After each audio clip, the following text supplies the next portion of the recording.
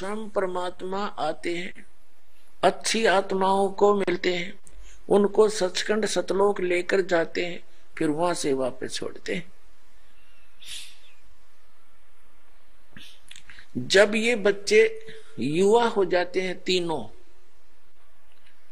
उसके बाद ब्रह्मा जी को कमल के फूल पर रख देते हैं अपनी सिद्धि से, और विष्णु जी को शेष नाग की सैया पे, और शिव जी को कैलाश पर्वत पर।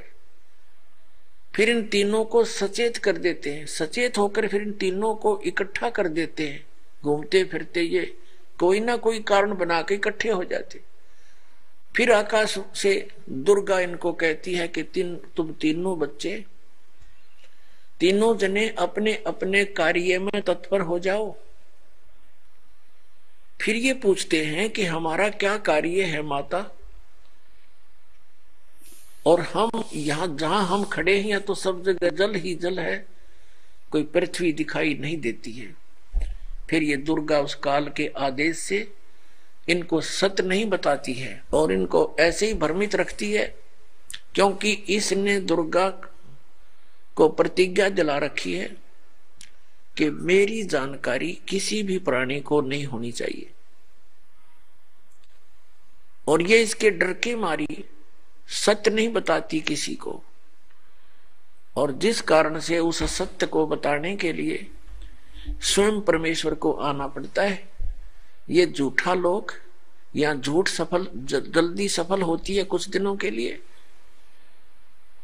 और सत्य कोई कहने लगता है उसका विरोध इतना हो जाता है, वही जाने जिसके साथ हुआ बीता है।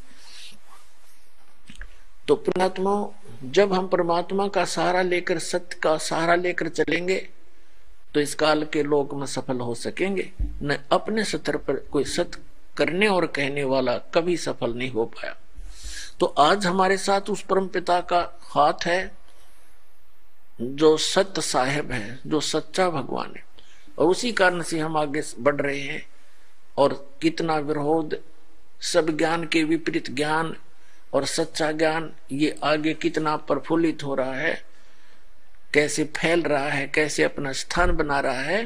तो कबीर भगवान उस समर्थ परमात्मा का हाथ और उसका सहयोग आज ये आप जी के साथ है। अब जो प्रसंग है, जो प्रसंग चला था, एक गीता अध्याय नंबर 15 के श्लोक नंबर 16 और 17 में 3 पुरुष हैं, 3 प्रभु हैं, एक सरपुरुष, एक अक्षर पुरुष।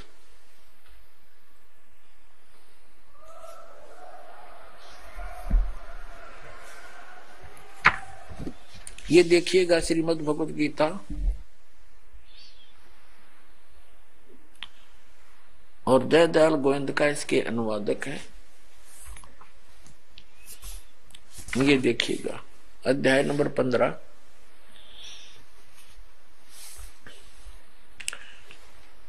और ये 16 यहां से स्टार्ट है, 16वां श्लोक 15वें अध्याय का।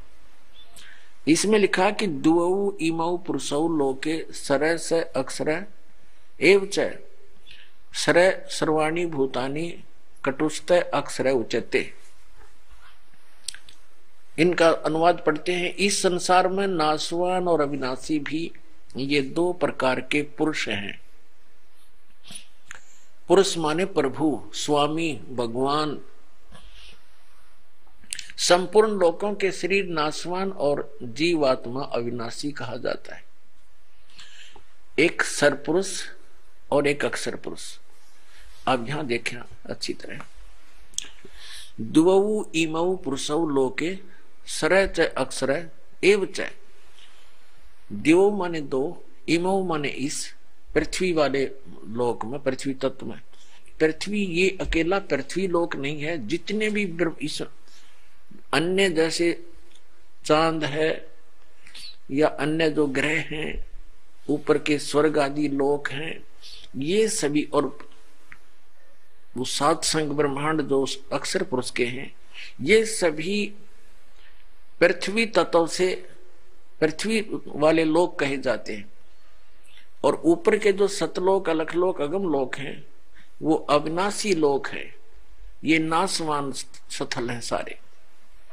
तो यहां देखिएगा, दिवऊ, दिवऊ माने दो, इमऊ माने इस पृथ्वी वाले लोकों में, पुरुषो माने पुरुष, लोके माने लोक में, सर च अक्षर, सर पुरुष, इस पुरुष को हम यहाँ दोनों के साथ लगा सकते हैं, सर पुरुष और अक्षर पुरुष। इस लोक में ये दो प्रकार के भगवान हैं। इसी प्रकार इनके अंतर्गत जितने भी प्राणी हैं उनके शरीर नाशवान है और जीवात्मा अविनाशी कही जाती है। वो किसी की भी नहीं मरती, कि देखी भी ना मरती। अब यहाँ आपने पढ़ लिया इनका अनुवाद, अब यहाँ पढ़ते हैं। 17वें श्लोक में कहा कि उत्तम पुरुष है तू अन्य। उत्तम पुरुष यानी पुरुषोत्तम श्रेष्ठ भगवान तो इन दोनों से, दो प्रकार के पुरुष इन दोनों से, सर पुरुष और अक्षर पुरुष से उत्तम पुरुष है तू अन्य है। वो श्रेष्ठ भगवान तो अन्य है।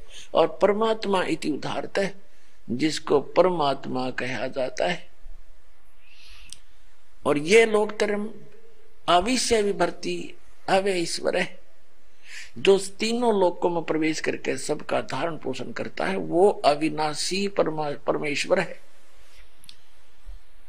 इनका अनुवाद पढ़ते, उत्तम पुरुष तो अन्य ही है। किनसे? इस सर पुरुष से और अक्षर पुरुष से, दोनों प्रकार के पुरुषों से अन्य ही है।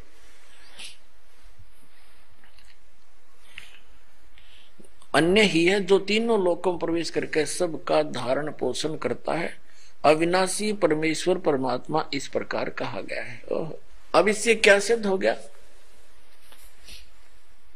तीन पुरुष हैं, एक सर पुरुष, एक अक्षर पुरुष और एक इससे, इन दोनों से अन्य।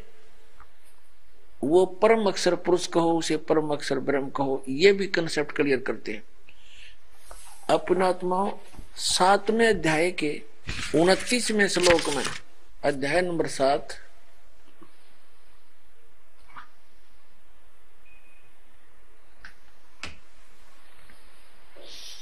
श्रीमद् भगवत गीता और 7वां अध्याय और इसके श्लोक नंबर यहां से देखिएगा 29। यहां इसमें लिखा है कि जरा मरण मोक्षाय माम आश्रित यतन्ति ये ते ब्रह्म तत्विदु कृष्णम अध्यात्म कर्म च अखिलम। इसका अर्थ ये है कि माम आश्रित, गीता ज्ञानदाता कहता है, मेरे ज्ञान को आश्रय करके जो जरा और मरण के से छूटने के लिए, मोक्ष माने मोक्ष के लिए, जरा माने वृद्धावस्था, मरण माने मृत्यु से मुक्ति पाने के लिए जो ये तंत्र कर रहे हैं, ते वे ब्रह्म तत्विदु, ब्रह्म तत्विदु, ब्रह्म तत्व विदु, विदु माने जानते हैं तत्ब्रह्म को, कृष्णम अध्यात्म सारे अध्यात्म, और कर्म च अखिलम और संपूर्ण कर्मों से वे परिचित हैं, विदु हैं, जानने वाले हैं।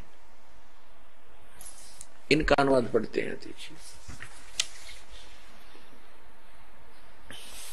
जो मेरे शरण होकर, जरा माने वृद्ध अवस्था, इन्होंने गोलमोल कर दिया।